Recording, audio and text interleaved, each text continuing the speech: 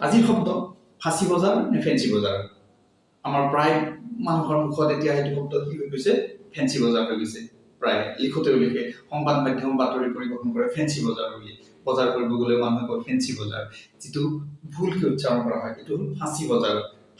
ফাঁচি দিয়া ঠাই, এখন জেল আছিল তাত সকলোৱে জানো, এতিয়া এখন বোটানিকেল গাৰ্ডেন হ'ল, সেইখনতে ফাঁচি দিয়া হৈছিল। পিছত ফাঁচি দিয়া কাৰ্যটো বন্ধ হ'ল। সেই ফাঁচি দিয়া ঠাইৰ আশে পাশে এখন বজাৰ বহি উঠিল, সেই বজাৰখনৰ নামে কালক্ৰমত ফাঁচি বজাৰ হ'ল। ফাঁচি শব্দটো চন্দ্ৰবিন্দুটোৰ এয়া নাহিল বা ব্ৰিটিছে সেইটো ফাঞ্চি ধৰণে উচ্চাৰণ কৰিছিল, সেইকাৰণে ফাঞ্চি বজাৰ সেইটো কালক্ৰমতকৈ ফেঞ্চি বজাৰ হৈ গ'ল। আৰু আজিকালি অসমীয়া মানুহে তাৰ মূল শব্দটো নাজানি বা যুৱ প্ৰজন্মৰ বহুতে ফাঁচি বজাৰ নকয়ে, এতিয়া ফেঞ্চি বজাৰ হৈ গ'ল প্ৰায়খিনি মানুহৰ। এতিয়া গৈ সংবাদ মাধ্যম সাংবাদিকৰ মুখতো সেইটো ফেঞ্চি বজাৰ হৈ গ'ল। এইটো ভুল। শুদ্ধকে কোৱা আৰম্ভ কৰক ফাঁচি বজাৰ। ফাঁচি শব্দটোৰ পৰা আহিছে ফাঁচি বজাৰ।